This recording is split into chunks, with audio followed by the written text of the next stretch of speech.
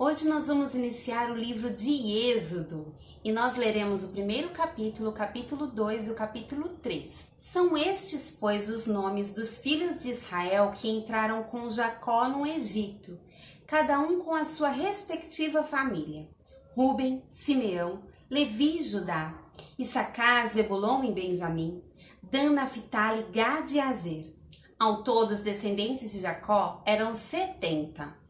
José, porém, já estava no Egito. Ora, morreram José, todos os seus irmãos e toda aquela geração. Os israelitas, porém, eram férteis, proliferaram, tornaram-se numerosos e fortaleceram-se muito, tanto que encheram o país. Então, subiu ao trono do Egito um novo rei que nada sabia sobre José. Disse ele ao seu povo: Vejam, o povo israelita é agora numeroso e mais forte que nós.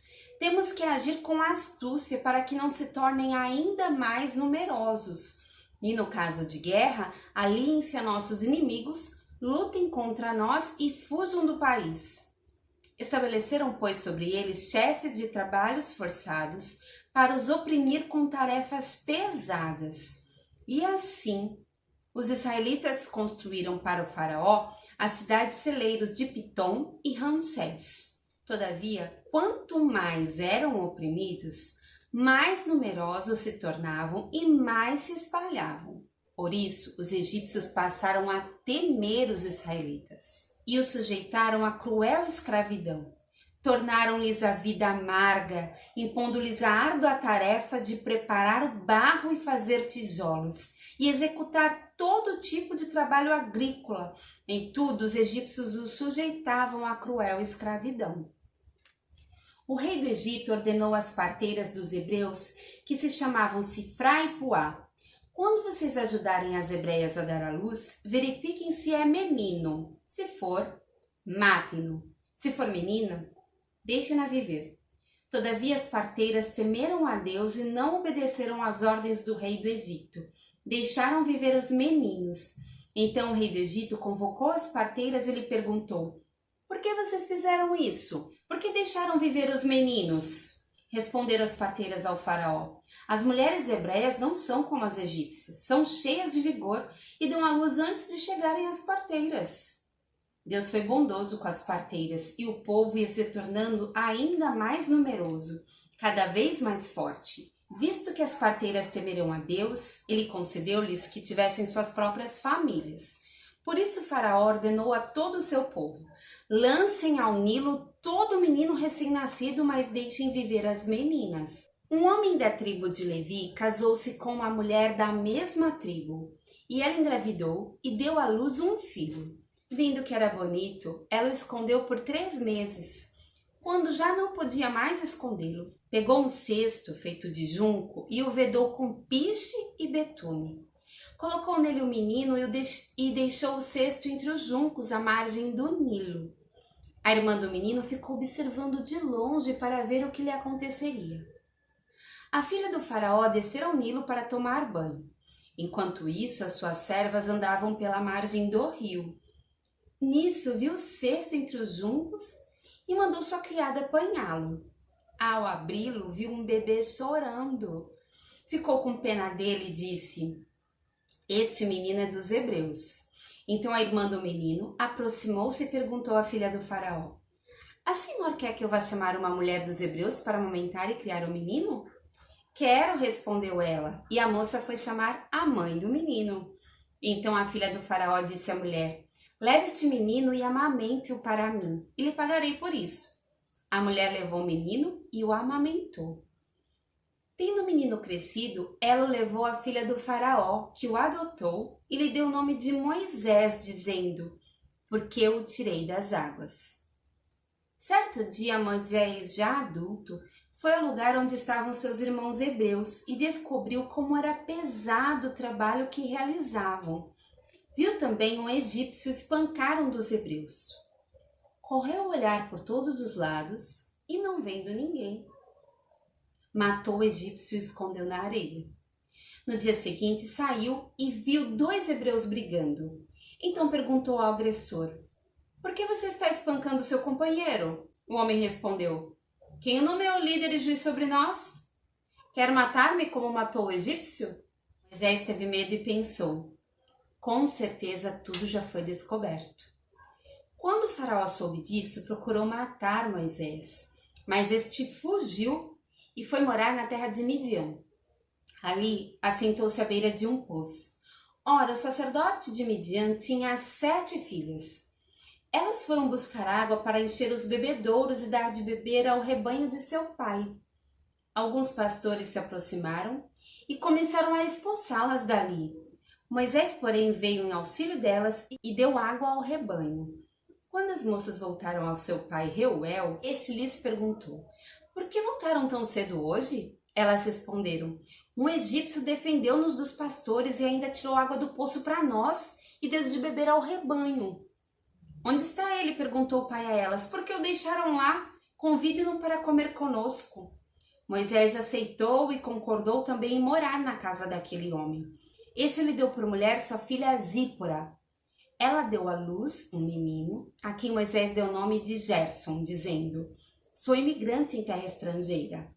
Muito tempo depois, morreu o rei do Egito. Os israelitas gemiam e clamavam debaixo da escravidão. E o seu clamor subiu até Deus.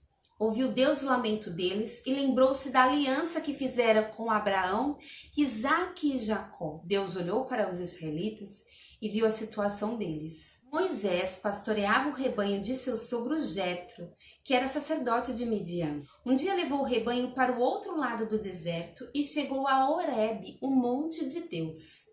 Ali o anjo do Senhor lhe apareceu numa chama de fogo que saía do meio de uma sarça. Moisés viu que, embora a sarça estivesse em chamas, não era consumida pelo fogo. Que impressionante, pensou. Por que a sarça não se queima? Vou ver isso de perto. O Senhor viu que ele se aproximava para observar. Então, no meio da sarça, Deus o chamou. Moisés, Moisés. Eis-me aqui, respondeu ele. Então disse Deus: não se aproxime. Tire as sandálias dos pés, pois o lugar em que você está é terra santa. Disse ainda: eu sou o Deus do seu pai, o Deus de Abraão, o Deus de Isaque e o Deus de Jacó. Então Moisés cobriu o rosto, pois teve medo de olhar para Deus. Disse o Senhor: de fato tenho visto a opressão sobre o meu povo no Egito. Tenho escutado o seu clamor por causa dos seus feitores e sei quanto eles estão sofrendo. Por isso, desci para livrá-los das mãos dos egípcios e tirá-los daqui para uma terra boa e vasta, onde há leite e mel com fartura, a terra dos cananeus, dos hititas, dos amorreus, dos ferezeus, dos heveus e dos jebuseus. Pois agora o clamor dos israelitas chegou a mim. Tenho visto como os egípcios os oprimem. Vá, pois, agora. Eu o envio ao faraó para tirar do Egito o meu povo, os israelitas. Moisés, porém, respondeu a Deus: quem sou eu para apresentar-me ao faraó e tirar os israelitas do Egito? Deus afirmou: eu estarei com você. Esta é a prova de que sou eu quem o envia. Quando você tirar o povo do Egito, vocês prestarão culto a Deus neste monte.